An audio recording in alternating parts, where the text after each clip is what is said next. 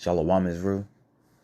I want to give all praises, honor, and glory to Yahweh, Ba'ashem Yahweh Shai, Ba'ashem Rakal Kodash. Yahweh is who the world ignorantly calls God. Yahweh Shai is his son, who the world ignorantly calls Jesus Christ, and there's no God beside them. Double honor to the elder apostles and the elder bishops of Great Millstone for being faithful witnesses to the Holy Spirit. And Shalawam, or peace, to the elect. Once again, the water to Yahweh, Ba'ashem Yahweh Shai, for allowing me to do another lesson. This is the book of Malachi, chapter 1, verse 1. The burden of the word of Yahweh to Israel by Malachi.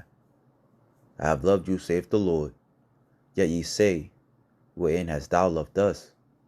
Was not Esau Jacob's brother? Saith the Lord. Yet I loved Jacob. And I hated Esau, and laid his mountains and his heritage waste for the dragons of the wilderness. Whereas Edom saith, we are impoverished, but we will return and build the desolate places. Thus saith the Lord of hosts. Thus saith the Lord of hosts, they shall build, but I will throw down. They shall call them the border of wickedness, and the people against whom Yahweh have indignation forever. Now I want to unravel the 4th verse through the Spirit, as we are in the time of this devil building. So it says, whereas Edom saith, we are impoverished. That word impoverished means beaten down, shattered. Okay? It says, but we will return and build the desolate places. So Edom, Esau, Edom, first and foremost, we got to establish who these scriptures are actually talking about when it says Esau, Edom. Edom, right, which Edom and Esau is interchangeable. Esau is the man. Edom represents, Edom is how you say Esau plural, right? So as Esau is one man, his lineage would be considered Edom. Jacob, all right, is Israel, a man. Shalakia, the son of Isaac, all right, which his name was originally, Jacob. It was changed to Israel.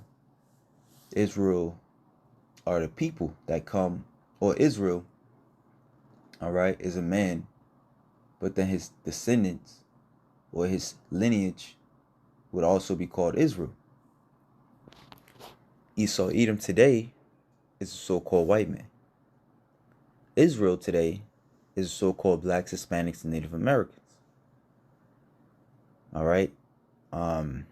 As we read, whereas Edom saith, we are impoverished, but we will return and build the desolate places. So Edom, whereas everybody's exposing him today for his lies, his wickedness, his evilness. All right. And he's saying that this truth is going out. So that's him pretty much saying we are impoverished. We are being pulled down. You know, there was a brother, there's a brother in the camp. He was telling me how he, hell, just being on a game. It was this chick that called, you know, I guess he was playing some type of video game with this chick. And he was even telling me how in the game she called another character an Edomite. So, you know, the brother playing it cool.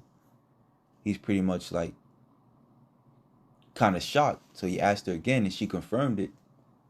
That she, you know, he was like, yo, what was that word that you were saying before? About, and then she pretty much reiterated herself, calling this other character Edomite. You know, but the point I'm bringing out is that in many areas, this devil is being exposed.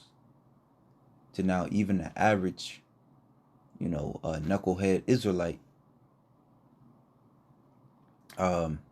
knows who they are and knows this man for who he is. All right. And it says, hell, even on a grander level. All right. Well, you have this devil being exposed by the internet. It's nothing he can do that's hidden nowadays. A false flag attempt within days, hell, within hours, is being put out there. Or the truth is being put out there. I was even reading something on the InfoWars, Alex Jones channel, where he was going into how these devils, well, he didn't call them the devils, of course, but he was going into how the war in the Middle East doesn't seem like it's going to cease, right? And we know, according to scriptures, how Israel, which is considered the least of the flock, all right, hey, these devils the lowest among the low, those in our land today. They're going to pull America, which today is known as Babylon, to the Middle East. The least of the flocks will draw them out. Right? It's going to draw the Northern Army or the America out there. All right? So here it is. That's another aspect of this devil being impoverished. Right? Because essentially it's sinking money, all right, into a pit. You're throwing money into a pit. All right? Not only that, but you're putting money into Ukraine. So in many ways, this devil is being impoverished. He's impoverishing himself. Yet he believes that he will be able to build, right, upon his tarnished name. All right, upon the already broken estate of these world leaders of the world itself. It says, "But we will return and build the desolate places. Thus saith the Lord of hosts, they shall build, but I will throw down." So these devil has his plans to build what we know as an NWO. But the Lord just said he will throw down, to tear down, break down, to pluck down, pull down. All right. So the Lord already started off by exposing him. Now he's physically going to break him, pull him down. Because these devil has plans, but the Lord has plans to bring World War III. Does he not know that the third woe cometh quickly? Does he not know that once he pushes that MOTB, then the war can commence? They shall build, but I will throw down. Hell, even in that aspect, on him building, he attempts to number the people, which, apple of the Lord's eye, King David did so. And the Lord, one of the plagues that the Lord brought upon King David,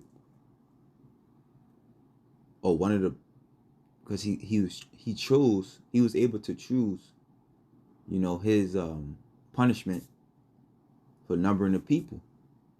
I believe one was to run from his enemies, a famine, or that the Lord would destroy a portion of Israel. So essentially, when you go into that story, the Lord had the angel destroy, was it 85,000? Right? It was a mass multitude of Israelites. Right? So this devil is going to do the same. And as we know, the Lord don't change. So the Lord is going to bring the same punishment on this devil. They shall build, but I will throw down. They shall call them the border of wickedness. All right? The territory. So wherever this devil rules, that is considered the territory of evil. Right? And the people against whom Yahweh have indignation forever. So, with that being said, I want to go into this article that came out a few days back, entitled "The UN Lays the Foundation for a New World Order." Now they calling it here. This is essentially what it is, a New World Order. But they want to switch it up and call it a global order. Well, it says the UN has just adopted the Pact for the Future, which will lay the foundation for what they call a new global order. The Pact for the Future was adopted on September 22nd, and the mainstream media in the Western world almost entirely ignored the news. Unfortunately, and this is what most people was focused on, the Diddy fiasco. All right, or what team was playing that Sunday, what football team was playing that Sunday. Unfortunately, most people have never ever heard about the Pact for the Future, and therefore there was very little public debate about whether or not we should be adopting a document which lays the foundation for NWO.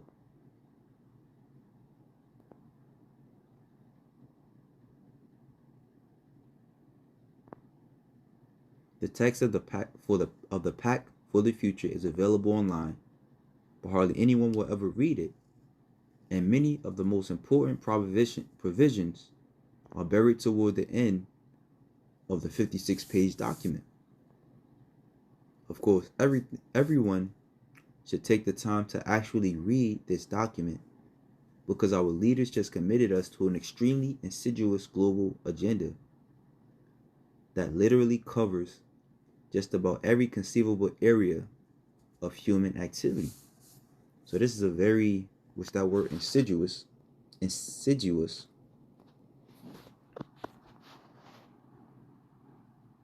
meaning subtle. Wow. Proceeding in a gradual, subtle way, but with very harmful effects. Right? And that's how this devil moves. An aspect or a characteristics of Esau Edom is that he's a cunning hunter. Right? Let's grab that. That's fitting word that they use, insidious. Wow. It says pretty much like a snake. It says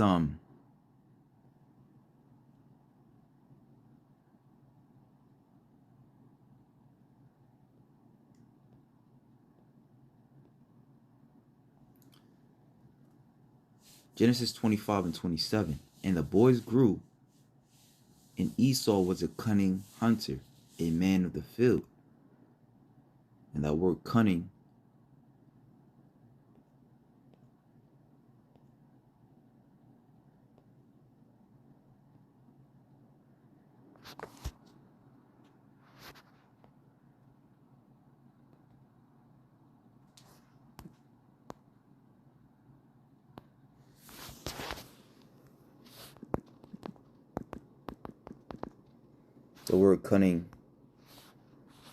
meaning having or showing skill in achieving one's end by deceit or evasion. And on the cover, right, meaning what I mean by that is what they show you, right, what these devils are showing is that we'll build a better world without war, poverty, debt. All right. This is what they show on their cover pages when you go on the UN or the WEF. That's the very definition of an insidious plan. Right? Because if it was that good, why not just come straight out with it? All right? But his devil is known as a cunning hunter. So it says, because our leaders just committed us to an extremely insidious global agenda that literally covers just about every conceivable area of human activity, September 22nd, 2024 is a day that will go down in infamy. Once the Pact for the Future was formally adopted, the following was posted on the official UN website. World leaders today adopted a pact for the future that includes a global digital compact and a declaration on future generations. This pact is the culmination of an inclusive, years-long process to adapt international cooperation to the realities of today and the challenges of tomorrow. The most wide-ranging international agreement in many years, covering entirely new areas as well as issues on which agreement has not been possible in decades.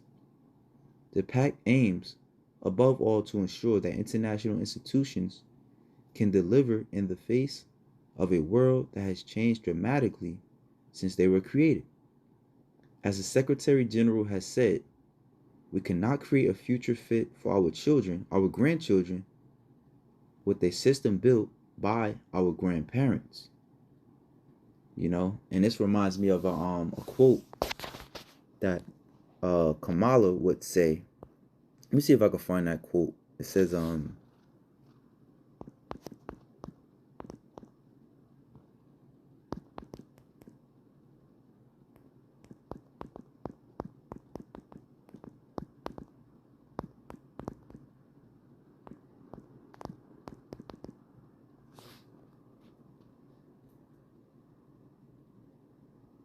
right, unburdened by what has been. Right? And this kind of reminds me of that quote, where it's pretty much, we moving forward now. What's happened has happened, but we're moving forward with new plans, new ideas. We cannot create a future fit for our grandchildren with a system built by our grandparents. Right? So it's almost like a pretty much them giving themselves a redo. Again, they shall build. I know we was on that precept for a minute, but essentially, this is this man's MO. And when you think about it, whenever he ruled, like the Greeks, they always use ways. The Greeks, whenever this devil ruled Salakia, it was never out of his own grand ideas. It was always ideas used from the past. All right? When the Greeks ruled, they used ideas from the Assyrian Empire, the Persian Empire. They used their gods, their way of life. All right? But it says, but we will return and build. So when you go into the word build, it means banah, which means to establish. So essentially, it's like them putting their foot down. It says, you would think that the most wide-ranging international agreement in many years would make headlines all over the planet, but that didn't happen. And that's because most of these people are asleep. Even the scriptures say, according to our people, the Israelites, that they would grow up in darkness. They would grow in a noonday, as in darkness, roughly paraphrasing. Right? So as major events are happening, our people are worried about, the Diddy allegations. Bullshit, basically. But I want to go into this site now because it's the Sustainable Development Goals, right? So this gives us the inside scoop, if you will, of what's being passed. So it says, United Nations adopts groundbreaking pact for the future to transform global governance.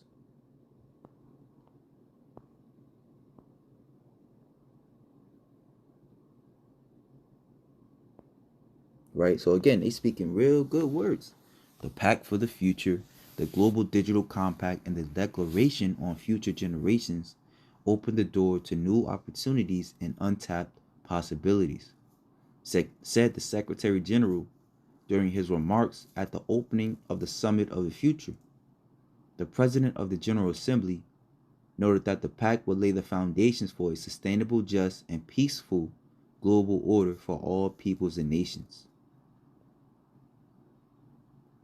Now it says, in the area of peace, the most progressive and concrete commitment to Security Council reform since the 60s, with plans to improve the effectiveness and representatives of the Council, including by redressing the historical underrepresentation of Africa as a priority, the first multilateral recommitment to nuclear disarmament in more than a decade. Right? We see how that turns out, which, again, the third woe cometh quickly. All right? And as these wars will escalate. All right? Remember, we as men have our own way, but then the Lord has another way. Right? This is the first. And again, and another thing, this is just on paper. All right? But if you really had thoughts to de-escalate wars and, you know, nuclear disarmament, you wouldn't fund the side that's antagonizing the war. Which essentially meaning you yourself is antagonizing the war. These wars with these various nuclear powered nations. The first multilateral recommitment to nuclear disarmament in more than a decade. You know, and if this is the case, then I'm guessing Trump won't get back in there. You know, because remember when Trump got in office, one thing he did is pretty much he screwed pretty much all these peace treaties with these various nuclear nations. He pretty much, you know, took the paper and took the whatever declaration they had of war had and wiped their ass with it. So it's the steps to avoid the weaponization and misuse of new technologies, such as lethal autonomous weapons, and affirmation that laws of war should apply to many of these new technologies. Hey man, the scriptures say they spoke peace, but war was in their heart. You always got to look at what this devil is doing behind the scenes. And that'll tell you everything you need to know. Or as they say, talk is cheap. Lock it. Psalms 55 verse 20. The words of his mouth were smoother than butter. The words of his mouth represents, obviously, the words of his mouth. All right? But the words of his mouth is backed by his legislation. All right? The words of his mouth, or you could say his thoughts, is backed by his legislation. All right? It's backed by which his thoughts, you know a man's thoughts by their actions. So it says the words of his mouth were smoother than butter, but war was in his heart. So on one front, he was as a lamb. This even tells us that in the was a book of Revelation 13 and 11. He had two horns like a lamb, but he spake as a dragon. So what's in his heart is war. His words were softer than oil, yet were they drawn swords. So that's going to be our word of the day. Insidious. The most detailed agreement. It says our sustainable development, climate, and financial development. I mean, I'm not going to go through this whole thing. I'll most likely put it, Lord willing, in the description box for brothers to read. But, you know, what we're looking for, essentially, is the MOTB. So it says, on digital cooperation, the Global Digital Compact, annexed to the Pact, is the first comprehensive global framework for digital cooperation and AI governance. At the heart of the compact is a commitment to design, use, and govern technology for the benefit of all. This includes commitments by world leaders to connect all people, schools, and hospitals to the internet. Right? Now, essentially, of course, you have to, which is why they're building a 5G, 6G, putting it in these so-called impoverished countries. You have something called the Skynet, right? Because prior to chipping everybody, you have to get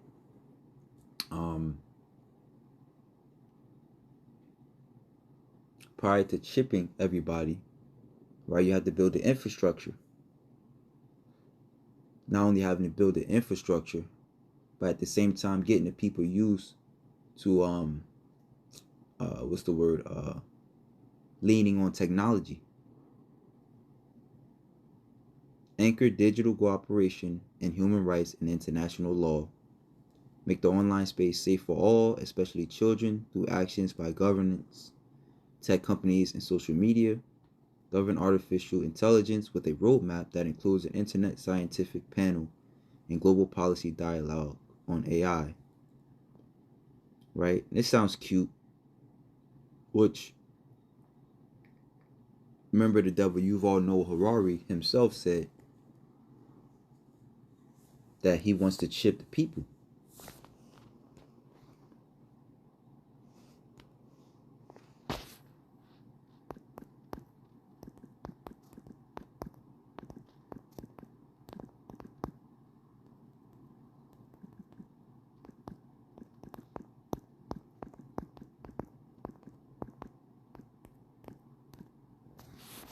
Let's see what comes up here.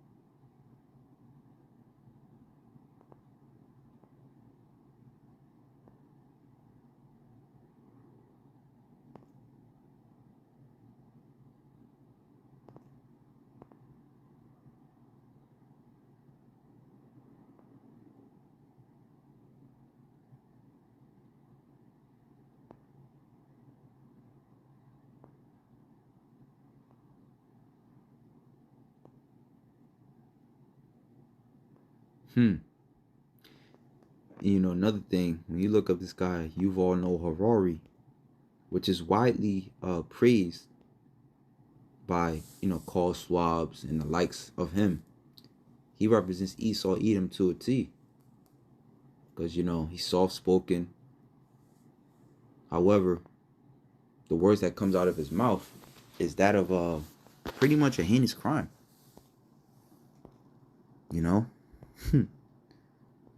But he did a lot of interviews, so I'm just trying to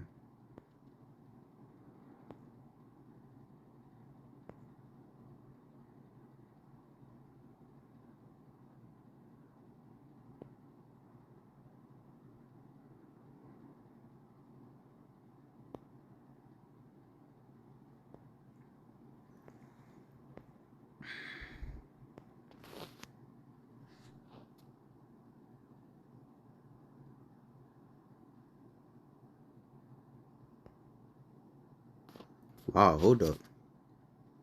We're doing our research now. So Yuval Noah Harari created a book called Homo Deus. And when you look in, there's actually a show on Netflix called Biohackers. And the synopsis of the show is how you have this mad scientist pretty much trying to create this super gene in children. And the project is called Homo Deus. But it's fitting that, in that show, the show in itself is called Biohackers. you know, meaning hacking a body. So that's fitting. I'm trying to find what he said. He pretty much said that they wanna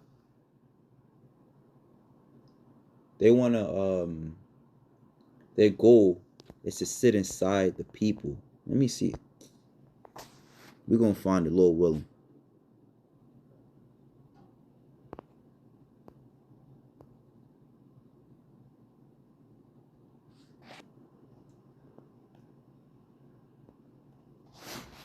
Lord willing, we're gonna find it, man. Let's see.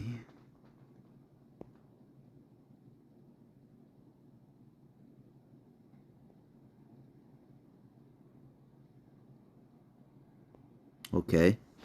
So this is again going into that show that I was telling you brothers about. This is a part. It says Yuval Noah Harari is talking about the race to develop artificial intelligence as well as other technologies like gene editing that could one day enable parents to create smarter or more attractive children and brain-computer interfaces that could result in human-machine hybrids. So one of the dangers that let's see, the new technology is available only to rich, only to different. Harari has spent the last lecturing Homo Deus in 21 lessons for the 21st century. They are a bit afraid of their own power. They can realize the immense influence they have in the world. You started as a history professor, do you recall? But I think history and the study of change, this is why. Let's see, Harari got his PhD in history at Oxford and lives in Israel, still very present. He took us to the archaeological site called Tel Gezer. Harari fears we are now the ones at risk of being dominated by artificial intelligence. Maybe the biggest things. This is Harari fears that we are now the ones at risk of being dominated by artificial intelligence. And so this guy Yuval Noah Harari. You also have Elon Musk, which not by coincidence has his own company called Neuralink, where he's chipping people in the head. But I bring Elon Musk out to say, because he himself said to get ahead of that curve as far as artificial intelligence dominating human beings, we have to integrate ourselves with this artificial intelligence, i.e. being chipped. Maybe the biggest thing that we are facing is really kind of evolutionary divergence. For millions of years, intelligence and consciousness went together. Consciousness is the ability to feel things like pain, pleasure, love, hate. Intelligence is the ability to solve problems, but computers are artificial intelligence. They don't have conscience. They solve problems. Now in science fiction, they would inevitably also gain conscience. But actually, it's much more frightening that in a way they will be able to solve more and more problems better than us without having any consciousness.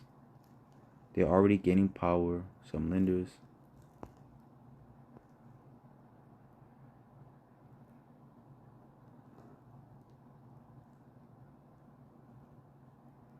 It says, are they crazy? The world is increasingly kind of cut. Bear with me, Salakia. Thank you for your patience. There's data about what's happening inside my body. Okay, let's see. I think we're getting hot there. The world is increasingly kind of cut up into spheres of data collection, of data harvesting. In the Cold War, you had the Iron Curtain. Now we have the Silicon Curtain between the USA and China. And where does the data go? California, does it go to Shenzhen, Shanghai, and to Beijing? Harari is concerned has opened the door for more intrusive kinds of data collection, including biometric data. What's happening?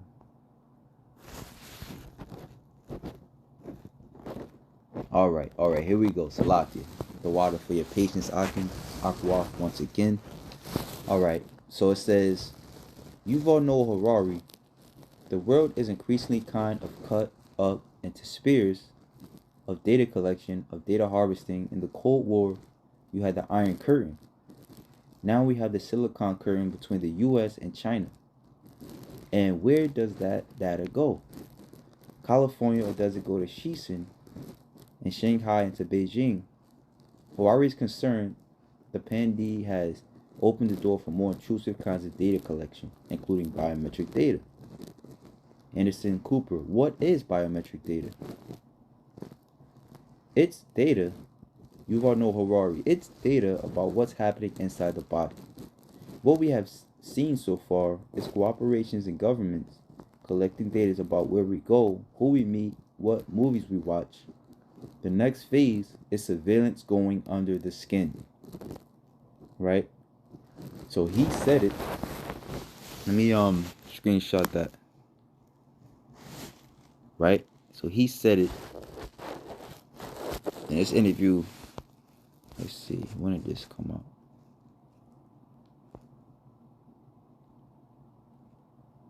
This is back in 2021 when he said that. Right? And now they're talking about on digital cooperation. Right? So we're getting there, man. Youth and future generations. Right? So first is connection as far as getting you into access to the internet. And then it's connection on their part.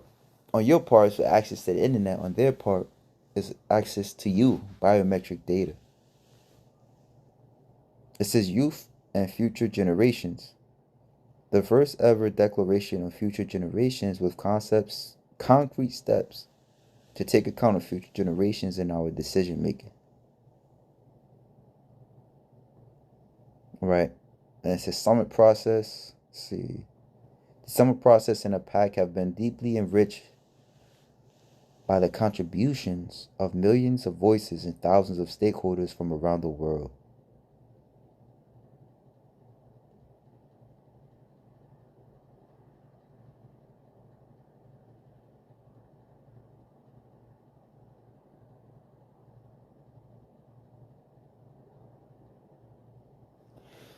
So that was pretty much it on that. I mean, we pretty much went through the whole thing, but I would still put these two sites in the comment section of this video. But this is Psalms chapter 52, verse 1. It says, thy tongue deviseth mischiefs, destruction, figuratively, of destruction, engulfing ruin, destruction, calamity.